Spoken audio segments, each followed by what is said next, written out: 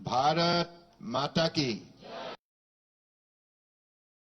সকলে সহযোগ কৰিব দেই আন্তৰিকতাৰে भारत माता की भारत माता की আজি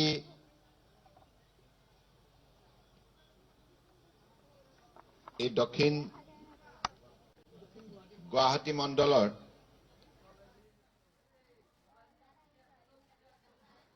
203 নং বুথত আয়োজিত এই সভাত উপস্থিত থকা আমাৰ মণ্ডল সভাপতি শক্তি সিং ডাঙৰীয়া, বুথৰ সভাপতি প্ৰদীপ দাস ডাঙৰীয়া আৰু গুৱাহাটী পৌৰ নিগমৰ উপাধ্যক্ষা শ্ৰীমতী স্মিতা ৰয় ডাঙৰীয়ানী আৰু আমাৰ মাজত উপস্থিত থকা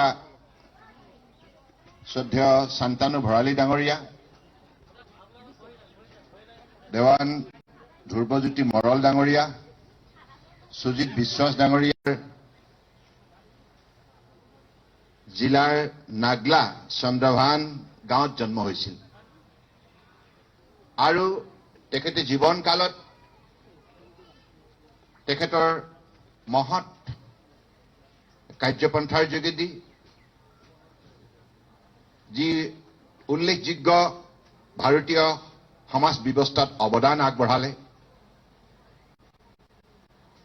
সেইবাবেই তেখেত যুগে যুগে অমৰ হৈ থাকিব।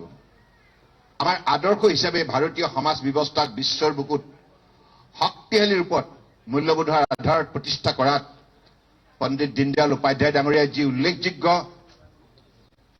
মূল্যবোধৰ ভেটি নিৰ্মাণ কৰি গ'ল, আধাৰশিলা স্থাপন কৰি গ'ল, যাৰ ভিত্তিত আজি একবিংশ শতিকাত আমি সকলোৱে মিলি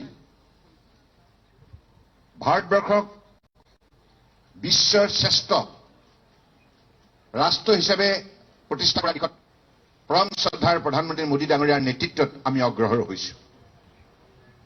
আজি ভাৰত মাতাৰ চৰণত সমৰ্পিত হৈ আমি সকলোৱে আমাৰ ৰাষ্ট্ৰৰ শক্তি বৃদ্ধি কৰাৰ কামত আমি সকলোৱে আন্তৰিকতাৰে, ভক্তিভাৱেৰে, নিষ্ঠাৰে আত্মনিয়োগ কৰিবই লাগিব। আৰু এইখন ৰাষ্ট্ৰই হৈছে পৃথিৱীৰ আটাইতকৈ শ্ৰেষ্ঠ ৰাষ্ট্ৰ। এই কথা ইতিমধ্যে প্ৰমাণ হৈছে আৰু বিশ্বৰ 700কৈ অধিক কোটি জনতাই এই কথা এতিয়া মৰ্মে মৰ্মে উপলব্ধি কৰিছে। আৰু আপোনালোকে আমি সকলোৱে দেখিছো আজি বিশ্বৰ বুকুত ভাৰতবৰ্ষৰ যিটো গুৰুত্ব বৃদ্ধি পাইছে, প্ৰতিটো কথাতেই আজি আপোনালোকে দেখিছে বিশ্বৰ যিবিলাক ৰাষ্ট্ৰক আমি সৰ্বাতোতকৈ শক্তিশালী বুলি ভাবো, আমেৰিকাই হওক, অন্যান্য ইউৰোপৰ ৰাষ্ট্ৰসমূহ, আজি এই ৰাষ্ট্ৰসমূহে কিন্তু ভাৰতবৰ্ষৰ প্ৰধানমন্ত্ৰী মুখলৈ চাই থাকে। আজি ক্লাইমেট চেঞ্জৰ ক্ষেত্ৰতে হওক, বিশ্ব শান্তি প্ৰতিষ্ঠা কৰাৰ ক্ষেত্ৰতেই হওক, বিশ্বৰ মানৱ সমাজক ঐক্যবদ্ধ কৰাৰ ক্ষেত্ৰতেই হওক আৰু মানৱতা প্ৰতিষ্ঠা কৰাৰ ক্ষেত্ৰতেই হওক, সকলোৱে ভাৰতবৰ্ষৰ আদৰ্শবাদী নেতা, মহান নেতা প্ৰধানমন্ত্ৰী নৰেন্দ্ৰ মোদী ডাঙৰীয়ালৈ অপেক্ষা কৰি থাকে, তেখেতে কি ক'ব। গতিকে সেই পৰ্যায়লৈকে আজি ভাৰতবৰ্ষই নিজৰ শক্তি প্ৰদৰ্শন কৰিবলৈ সক্ষম হৈছে। আমি গৌৰৱান্বিত। পণ্ডিত দীনদয়াল উপাধ্যায় আদৰ্শৰে আজি প্ৰধানমন্ত্ৰী নৰেন্দ্ৰ মোদী ডাঙৰীয়াই সবকা সাথ, সবকা বিকাশ, সবকা বিশ্বাস আৰু সবকা প্ৰয়াস এই মানৱতা নীতিৰে মন্ত্ৰৰে সকলোকে ঐক্যবদ্ধ কৰি তুলিছে আৰু সকলোৱে মনত ভাৱনা জগাই তুলিছে, এক ভাৰত শ্ৰেষ্ঠ ভাৰত, অৰ্থাৎ এইখন ভাৰতবৰ্ষই পৃথিৱীৰ শ্ৰেষ্ঠ দেশ বিশ্বগুৰু হিচাপে আজি ভাৰতবৰ্ষই নিজৰ আসন দখল কৰিবলৈ নিজৰ আসন আজি সুদৃঢ় কৰিবলৈ সক্ষম হৈছে। গতিকে মই ভাবো যে আজি এনেধৰণৰ এটি মহৎ কাৰ্যসূচীত আপোনালোকে অংশগ্ৰহণ কৰিছে আৰু আমাৰ এই মণ্ডলৰ এগৰাকী ৰাভা ডাঙৰীয়াই কোৱাৰ দৰে আমি সকলোৱে জানো সেৱা প্ৰশেক চলি আছে। সেৱা পখৰা অৰ্থাৎ 17 ছেপ্টেম্বৰৰ পৰা 2 অক্টোবৰলৈকে এই সময়ছোৱাত আমি সকলোৱে আমাৰ নিজ নিজ অঞ্চলত জনসাধাৰণক সেৱা আগবঢ়াব লাগিব। বিভিন্ন ধৰণৰ মানৱ সেৱা যৎপূৰ্ণাস্তি আপোনালোকে সকলোৱে আমি মিলি ৰাইজক ব্লাড ডোনেশ্যন দিয়াৰ ক্ষেত্ৰতে হওক, বৃক্ষৰোপণৰ ক্ষেত্ৰতে হওক, বৃদ্ধ লোকক বিভিন্ন ধৰণৰ ঔষধ সামগ্ৰী যোগান ধৰাৰ ক্ষেত্ৰতে হওক আৰু অংগদান কৰাৰ ক্ষেত্ৰতে হওক বিভিন্ন ধৰণৰ মানৱ সেৱাৰ কাৰ্যসূচী প্ৰস্তুত কৰা হৈছে। ভাৰতীয় জনতা পাৰ্টিৰ ৰাষ্ট্ৰীয় অধ্যক্ষ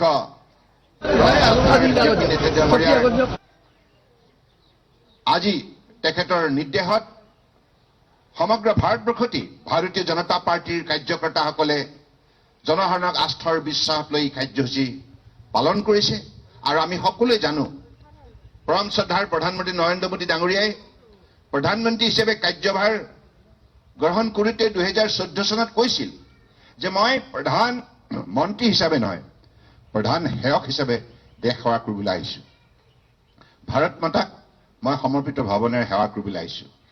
এই মহান চিন্তা তেখেতৰ যিদিনাখন তেখেতে ব্যক্ত কৰিছিল আৰু সেইদিনাখনৰ পৰাই তেখেতে আজি ভাৰতবৰ্ষৰ প্ৰতিটো প্ৰান্তত বসবাস কৰা প্ৰতিটো শ্ৰেণী যেনেধৰণে অত্যন্ত ভক্তিভাৱেৰে সেৱা আগবঢ়াইছে, ইয়াৰ বাবেই 8 বছৰ কাৰ্যকালতে মোদী ডাঙৰীয়াই আজি ভাৰতবৰ্ষক বিশ্বৰ বুকুত শক্তিশালী ৰূপত গঢ় দিবলৈ সক্ষম হ'ল।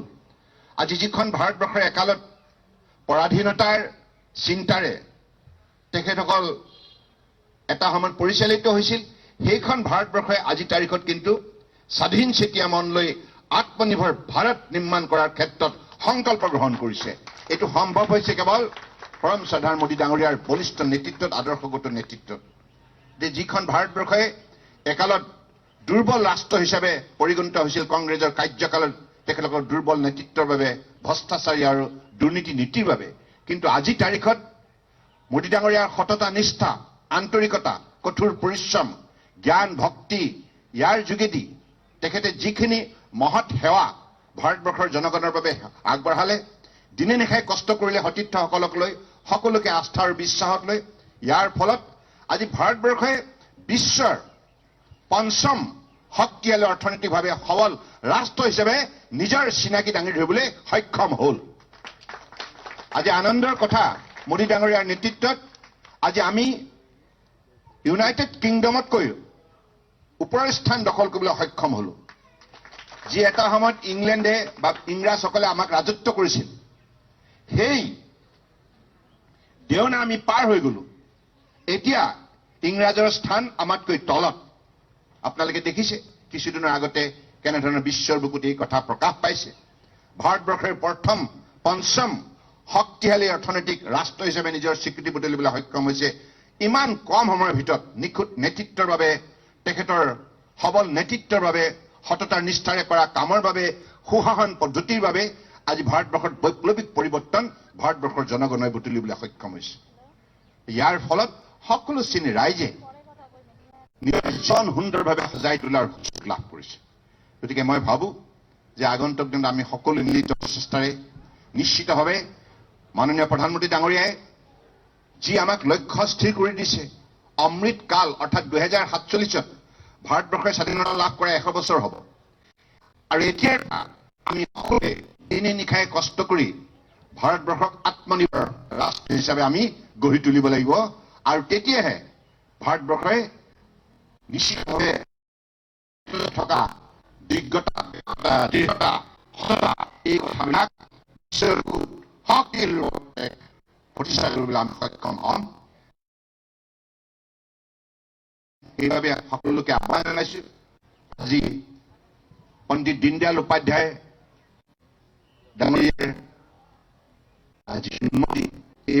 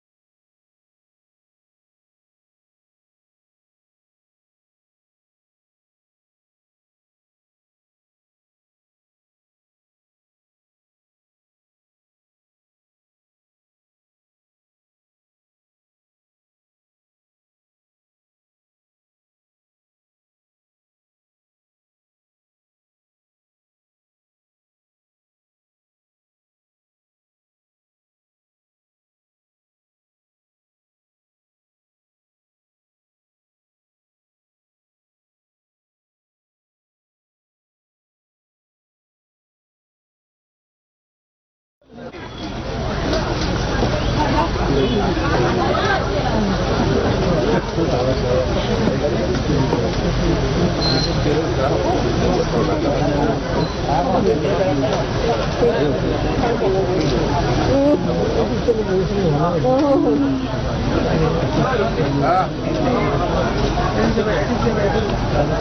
भारत माता की जय।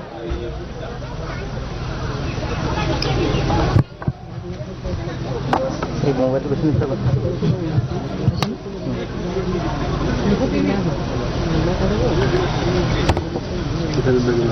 नहीं उसका नहीं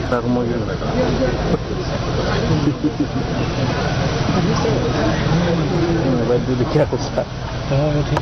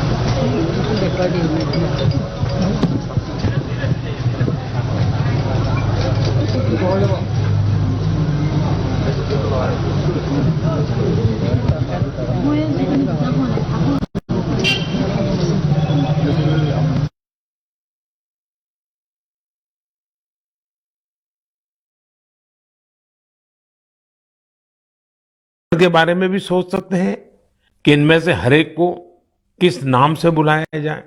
वैसे ये नामकरण अगर ट्रेडिशनल हो तो काफी अच्छा रहेगा, क्योंकि अपने समाज और संस्कृति, परंपरा और विरासत से जुड़ी हुई कोई भी चीज हमें सहज ही अपनी ओर आकर्षित करती है।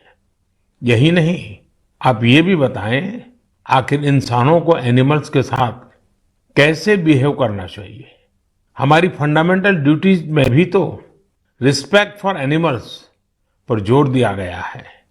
मेरी आप सभी से अपील है कि आप इस कंपटीशन में जरूर भाग लीजिए। क्या पता इनाम स्वरूप चीते देखने का पहला अवसर आपको ही मिल जाए। मेरे प्यारे देशवासियों, आज 25 सितंबर को देश के प्रखर मानवतावादी, चिंतक और महान सपूत दीनदयाल उपाध्याय जी का जन्मदिन मनाया जाता है।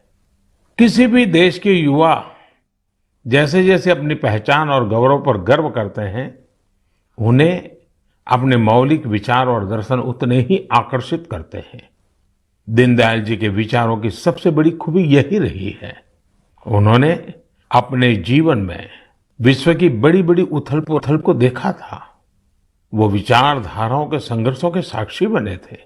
इसलिए उन्होंने एकात्म मानव दर्शन और अंत्योदय का एक विचार देश के सामने रखा, जो पूरी तरह भारतीय था। दीनदयाल जी का एकात्म मानव दर्शन एक ऐसा विचार है जो विचारधारा के नाम पर द्वंद्व और दुराग्रह से मुक्ति दिलाता है। उन्होंने मानव मात्र को एक समान मानने वाले भारतीय दर्शन को फिर से दुनिया के सामने रखा, मुक्ति दिलाता है। उन्होंने मानव मात्र को सर्वभूतेषु समान मानने वाले अर्थात हम जीव मात्र को अपने समान माने, अपने जैसा व्यवहार करें। आधुनिक सामाजिक और राजनीतिक परिप्रेक्ष्य में भी भारतीय दर्शन कैसे दुनिया का मार्गदर्शन कर सकता है, ये दीनदयाल जी ने हमें सिखाया। एक तरह से आजादी के बाद देश में जो हीन भावना थी, उससे आजादी दिलाकर उन्होंने हमारी अपनी बौद्धिक चेतना को जागृत किया। वो कहते भी थे, हमारी आजादी तभी सार्थक हो सकती है जब वो हमारी संस्कृति और पहचान की अभिव्यक्ति करे। इसी विचार के आधार पर उन्होंने देश के विकास का विजन निर्मित किया था। दीनदयाल उपाध्याय जी कहते थे कि देश की प्रगति का पैमाना अंतिम पायदान पर मौजूद व्यक्ति होता है। आजादी के अमृत काल में हम दीनदयाल जी को जितना जानेंगे, उनसे जितना सीखेंगे, देश को उतना ही आगे लेकर जाने की हम सबको प्रेरणा मिलेगी। मेरे प्यारे देशवासियों, आज से 3 दिन बाद यानी 28 सितंबर को अमृत महोत्सव का एक विशेष दिन आ रहा है। इस दिन हम भारत मां के वीर सपूत भगत सिंह जी की जयंती मनाएंगे। भगत सिंह जी की जयंती के ठीक पहले उन्हें श्रद्धांजलि स्वरूप एक महत्वपूर्ण निर्णय किया है। यह तय किया है कि चंडीगढ़ एयरपोर्ट का नाम अब शहीद भगत सिंह जी के नाम पर रखा जाएगा। इसकी लंबे समय से प्रतीक्षा की जा रही थी। मैं चंडीगढ़, पंजाब, हरियाणा और देश के सभी लोगों को सिंह जी के नाम पर रखा जाएगा, इसकी लंबे समय से प्रतीक्षा की जा रही थी। मैं चंडीगढ़, पंजाब, हरियाणा और देश के सभी लोगों को इस निर्णय की बहुत बहुत बधाई देता हूं। हम अपने स्वतंत्रता सेनानियों से प्रेरणा लें, उनके आदर्शों पर चलते हुए उनके सपनों का भारत बनाएं, यही उनके प्रति हमारी श्रद्धांजलि होती है। शहीदों के स्मारक, उनके नाम पर स्थानों और संस्थानों के नाम हमें कर्तव्य के लिए प्रेरणा देते हैं। अभी कुछ दिन पहले ही देश ने कर्तव्य पथ पर चंडीगढ़ एयरपोर्ट का नाम इस दिशा में एक और कदम है। मैं चाहूंगा अमृत महोत्सव में हम जिस तरह स्वतंत्रता सेनानियों से जुड़े विशेष अवसरों पर सेलिब्रेट कर रहे हैं, उसी तरह 28 सितंबर को भी हर युवा कुछ नया प्रयास अवश्य करे। वैसे मेरे प्यारे देशवासियों, आप सभी के पास 28 सितंबर को सेलिब्रेट करने की एक और वजह भी है। जानते हैं क्या है? मैं सिर्फ 2 शब्द कहूंगा, लेकिन मुझे पता है आपका जोश 4 गुना ज्यादा बढ़ जाएगा। ये 2 शब्द हैं सर्जिकल स्ट्राइक। बढ़ गया ना जोश? हमारे देश में अमृत महोत्सव का जो अभियान चल रहा है, उन्हें हम पूरे मनोयोग से सेलिब्रेट करें, अपनी खुशियों को सबके साथ साझा करें। मेरे प्यारे देशवासियों, कहते हैं जीवन के संघर्षों से तपे हुए व्यक्ति के सामने कोई भी बाधा टिक नहीं पाती। अपनी रोजमर्रा की जिंदगी में हम कुछ ऐसे साथियों को भी देखते हैं जो किसी ना किसी शारीरिक चुनौती से मुकाबला कर रहे हैं। बहुत से ऐसे भी लोग हैं जो या तो सुन नहीं पाते या बोलकर अपनी बात नहीं रख पाते। ऐसे साथियों के लिए सबसे बड़ा संबल होती है साइन लैंग्वेज। लेकिन भारत में बरसों से एक बड़ी दिक्कत ये थी कि साइन लैंग्वेज के लिए कोई स्पष्ट हाव भाव तय नहीं थे, स्टैंडर्ड्स नहीं थे। इन मुश्किलों को दूर करने के लिए ही वर्ष 2015 में Indian sign language research and training centre की स्थापना हुई थी। मुझे खुशी है कि ये संस्थान अब तक 10,000 वर्ड्स और एक्सप्रेशंस की डिक्शनरी तैयार कर चुका है। 2 दिन पहले यानी 23 सितंबर को साइन लैंग्वेज डे पर कई स्कूली पाठ्यक्रमों को भी साइन लैंग्वेज में लॉन्च किया गया है। साइन लैंग्वेज के तय स्टैंडर्ड को बनाए रखने के लिए राष्ट्रीय शिक्षा नीति में भी काफी बल दिया गया है।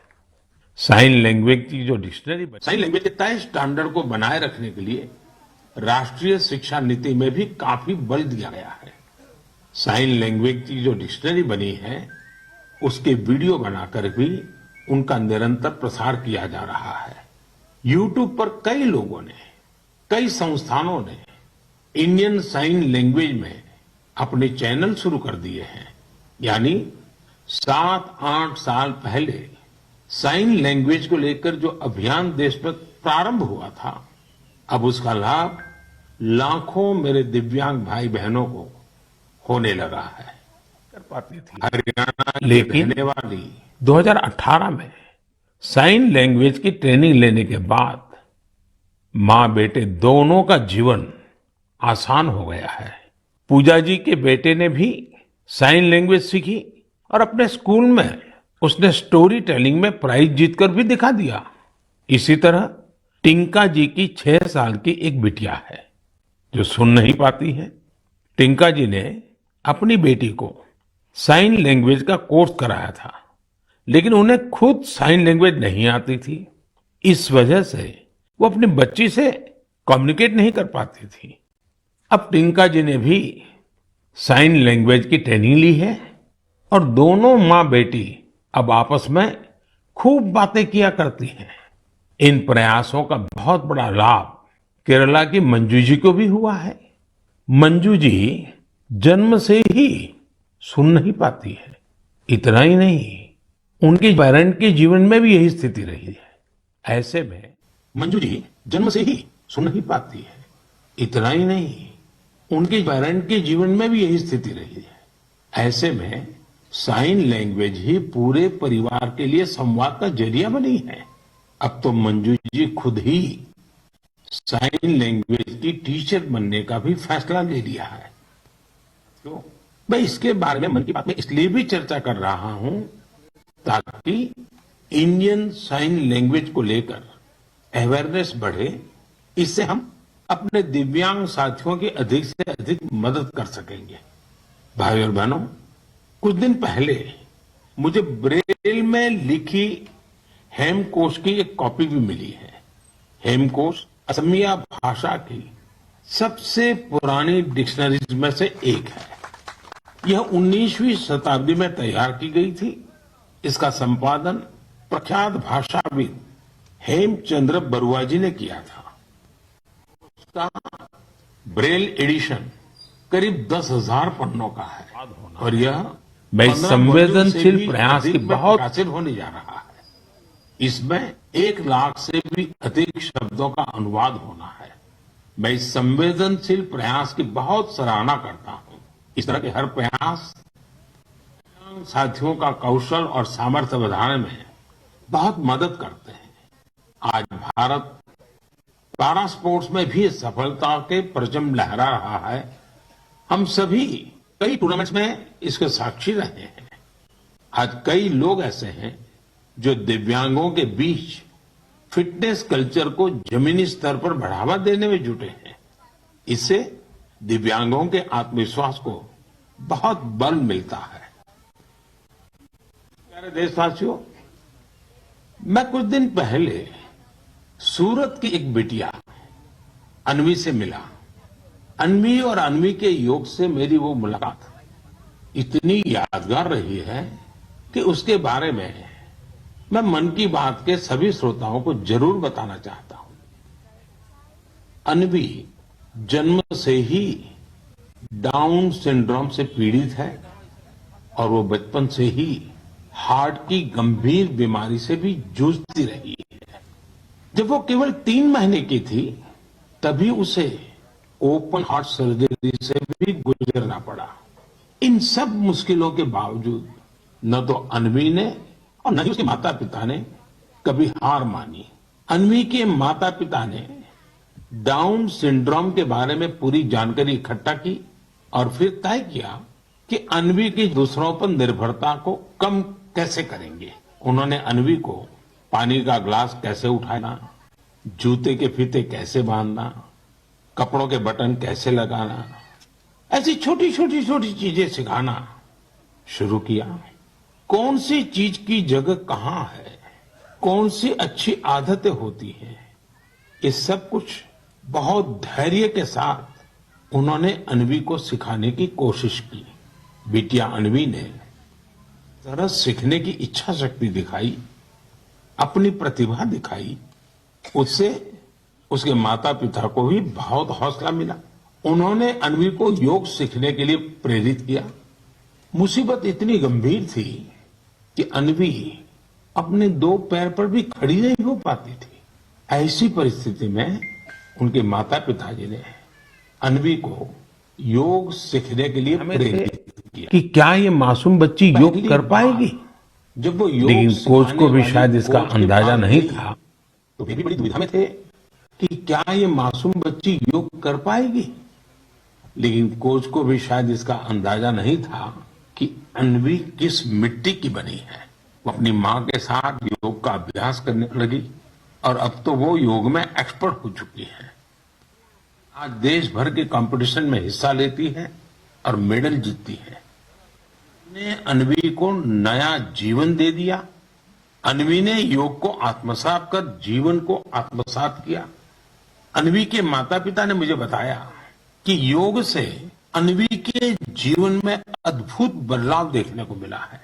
अब उसका सेल्फ कॉन्फिडेंस गजब का हो गया है। योग से अन्वी की फिजिकल हेल्थ में भी सुधार हुआ है और दवाओं की जरूरत भी कम होती चली जा रही है। मैं चाहूंगा कि देश विदेश में मौजूद मन की बात के श्रोता अन्वी को योग से हुए लाभ का वैज्ञानिक अध्ययन कर सके। मुझे लगता है कि अन्वी एक बढ़िया केस स्टडी है। जो योग के सामर्थ्य को जांचना परखना चाहते हैं, ऐसे वैज्ञानिकों ने आगे आकर के अन्वी की इस सफलता पर अध्ययन करके योग के सामर्थ्य से दुनिया को परिचित कराना चाहिए।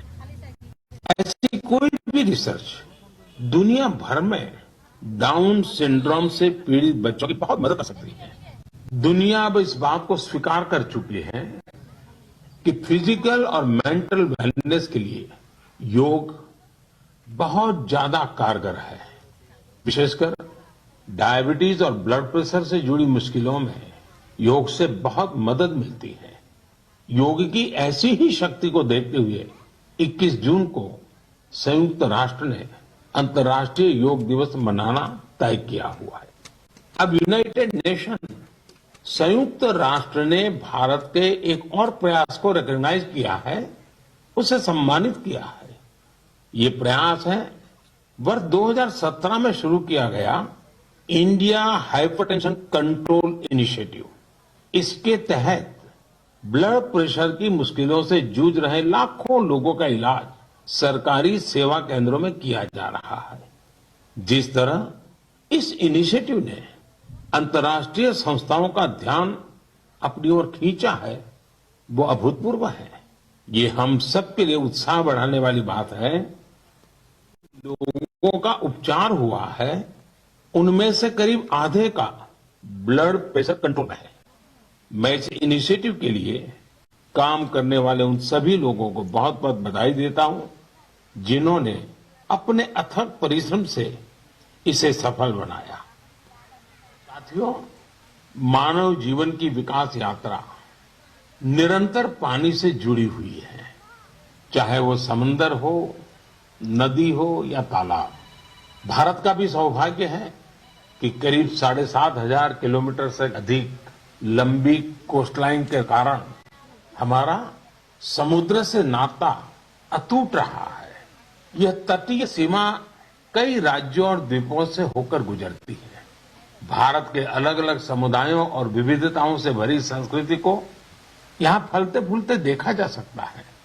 इतना ही नहीं, इन तटीय इलाकों का तटीय क्षेत्र पर्यावरण से जुड़ी कई चुनौतियों का सामना कर रहे हैं। क्लाइमेट चेंज मरीन इकोसिस्टम के लिए बड़ा खतरा बना हुआ है, तो दूसरी ओर हमारे बीचीज पर फैली गंदगी परेशान करने वाली है। हमारी यह जिम्मेदारी बनती है कि हम इन चुनौतियों के लिए गंभीर और निरंतर प्रयास करें। यहां मैं देश के तटीय क्षेत्रों में कोस्टल क्लीनिंग की एक कोशिश, स्वच्छ सागर सुरक्षित सागर, इसके बारे में बात करना चाहूंगा। 5 जुलाई को शुरू हुआ यह अभियान बीते 17 सितंबर को विश्वकर्मा जयंती के दिन संपन्न हुआ। इसी दिन कोस्टल क्लीनअप डे भी था। आजादी के अमृत महोत्सव में शुरू हुई यह मुहिम 75 दिनों तक चली। इसमें जन भागीदारी देखते ही बन रही थी। इस प्रयास के दौरान पूरे 2.5 महीने तक सफाई के अनेक कार्यक्रम देखने को मिले। गोवा में एक लंबी ह्यूमन चेन बनाई गई। काकीनाडा में गणपति विसर्जन के दौरान लोगों को प्लास्टिक से होने वाले नुकसान के बारे में बताया गया। एनएसएस के लगभग 5,000 युवा साथियों ने तो 30 टन से अधिक प्लास्टिक एकत्र किया। ओडिशा में 3 दिन के अंदर 20,000 से अधिक स्कूली छात्रों ने प्रण लिया कि वे अपने साथ ही परिवार और आसपास के लोगों को भी स्वच्छ सागर और सुरक्षित सागर के लिए प्रेरित करेंगे। मैं उन सभी लोगों को बधाई देना चाहूंगा जिन्होंने इस अभियान में हिस्सा लिया। इलेक्टेड ऑफिशियल्स, खासकर शहरों के मेयर और गांवों के सरपंचों से जब मैं संवाद करता हूं तो ये आग्रह जरूर करता हूं कि स्वच्छता जैसे प्रयासों में लोकल कम्युनिटीज और लोकल ऑर्गेनाइजेशंस को शामिल करें, इनोवेटिव तरीके अपनाएं। बेंगलुरु में एक टीम है यूथ फॉर परिवर्तन। पिछले 8 सालों से यह टीम स्वच्छता और दूसरी सामुदायिक गतिविधियों को लेकर काम कर रही है। उनका मोटो बिल्कुल क्लियर है, स्टॉप कंप्लेनिंग, स्टार्ट एक्टिंग। इस टीम ने अब तक शहर भर की 370 से ज्यादा जगहों का सौंदर्यीकरण किया है। हर स्थान पर यूथ फॉर परिवर्तन के अभियान ने 100 से 150 नागरिक को जोड़ा है। प्रत्येक रविवार को यह कार्यक्रम सुबह शुरू होता है और दोपहर तक चलता है। इस कार्य में कचरा तो हटाया ही जाता है, दीवारों पर पेंटिंग और आर्टिस्टिक स्केचेज बनाने का काम भी होता है। कई जगहों पर तो आप प्रसिद्ध व्यक्तियों के स्केचेज और उनके इंस्पिरेशनल कोट्स भी देख सकते हैं। बेंगलुरु के यूथ फॉर परिवर्तन के प्रयासों के बाद मैं आपको मेरठ के कबाड़ से जुगाड़ अभियान के बारे में भी बताना चाहता हूं। यह अभियान पर्यावरण की सुरक्षा के साथ साथ शहर के सौंदर्यीकरण से भी जुड़ा है। इस मुहिम की खास बात यह भी है कि इसमें लोहे का स्क्रैप, प्लास्टिक वेस्ट, पुराने टायर और ड्रम जैसी बेकार हो चुकी चीजों का प्रयोग किया जाता है। कम खर्चे में सार्वजनिक स्थलों का सौंदर्यीकरण कैसे हो, यह अभियान इसकी भी एक मिसाल है। इस अभियान से जुड़े सभी लोगों की मैं हृदय से सराहना करता हूं। मेरे प्यारे देशवासियों, इस समय देश में चारों ओर उत्सव की रौनक है। कल नवरात्रि का पहला दिन है। इसमें हम देवी के पहले स्वरूप मां शैलपुत्री की उपासना करेंगे। यहां से 9 दिनों का नियम, संयम और उपवास, फिर विजयादशमी का पर्व भी होगा। यानी एक तरह से देखें तो हम पाएंगे कि हमारे पर्वों में आस्था और आध्यात्मिकता के साथ साथ कितना गहरा संदेश भी छिपा है। अनुशासन और संयम से सिद्धि की प्राप्ति और उसके बाद विजय का पर्व, यही तो जीवन में किसी भी लक्ष्य को प्राप्त करने का मार्ग होता है। दशहरे के बाद धनतेरस और दिवाली का भी पर्व आने वाला है। साथियों, बीते वर्षों से हमारे त्योहारों के साथ देश का एक नया संकल्प भी जुड़ गया है। आप सब जानते हैं, ये संकल्प है वोकल फॉर लोकल का। अब हम त्योहारों की खुशी में अपने लोकल कारीगरों को, शिल्पकारों को और व्यापारियों को भी शामिल करते हैं। आने वाले 2 अक्टूबर को बापू की जयंती के मौके पर हमें इस अभियान को और तेज करने का संकल्प लेना है। खादी, हैंडलूम, हैंडीक्राफ्ट, ये सारे प्रोडक्ट के साथ साथ लोकल सामान जरूर खरीदें। आखिर इस त्योहार का सही आनंद भी तब है जब हर कोई इस त्योहार का हिस्सा बने। इसलिए स्थानीय प्रोडक्ट के काम से जुड़े लोगों को हमें सपोर्ट भी करना है। एक अच्छा तरीका यह है कि त्योहार के समय हम जो भी गिफ्ट करें उसमें इस प्रकार के प्रोडक्ट को शामिल करें। इस समय यह अभियान इसलिए भी खास है क्योंकि आजादी के अमृत महोत्सव के दौरान हम आत्मनिर्भर भारत का भी लक्ष्य लेकर चल रहे हैं, जो सही मायने में आजादी के दीवानों को एक सच्ची श्रद्धांजलि होगी। इसलिए मेरा आपसे निवेदन है कि इस बार खादी, हैंडलूम या हैंडीक्राफ्ट इस प्रोडक्ट को खरीदने के आप सारे रिकॉर्ड तोड़ दें। हमने देखा है त्योहारों पर पैकिंग और पैकेजिंग के लिए पॉलीथीन बैग्स का भी बहुत इस्तेमाल होता रहा है। स्वच्छता के पर्वों पर पॉलीथीन का नुकसानकारक कचरा, ये भी हमारे पर्वों की भावना के खिलाफ है। इसलिए हम स्थानीय स्तर पर बने हुए नॉन प्लास्टिक बैग्स का ही इस्तेमाल करें। हमारे यहाँ जूट के, सूत के, केले के ऐसे कितने ही पारंपरिक बैग का चलन एक बार फिर से बढ़ रहा है। ये हमारी जिम्मेदारी है कि हम त्योहारों के अवसर पर इनको बढ़ावा दें और स्वच्छता के साथ अपने और पर्यावरण के स्वास्थ्य का भी ख्याल रखें। मेरे प्यारे देशवासियों, हमारे शास्त्रों में कहा गया है, परहित सरिस धर्म नहीं भाई, यानी दूसरों का हित करने के समान, दूसरों की सेवा करने, उपकार करने के समान कोई और धर्म नहीं है। पिछले दिनों देश में समाज सेवा की इसी भावना की एक और झलक देखने को मिली। आपने भी देखा होगा कि लोग आके आकर किसी न किसी टीबी से पीड़ित मरीज को गोद ले रहे हैं, उसके पौष्टिक आहार का बीड़ा उठा रहे हैं।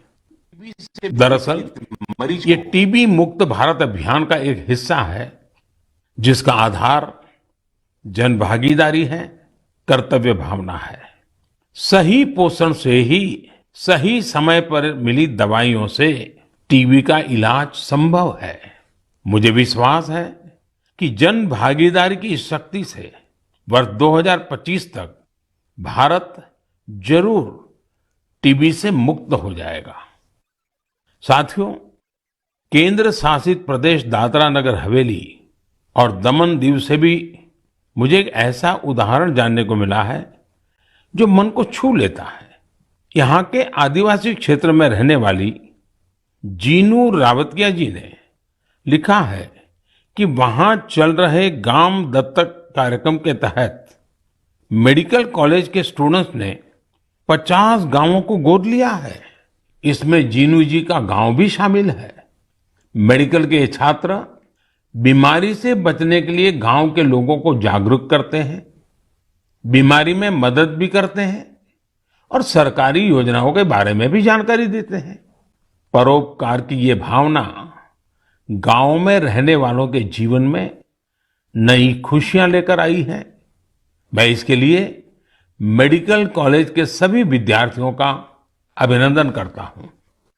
साथियों, मन की बात में नए नए विषयों की चर्चा होती रहती है।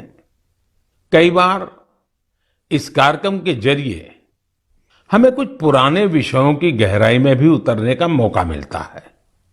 पिछले महीने मन की बात में मैंने मोटे अनाज और वर्ष 2023 को इंटरनेशनल मिलेट ईयर के तौर पर मनाने से जुड़ी चर्चा की थी। इस विषय को लेकर लोगों में बहुत उत्सुकता है।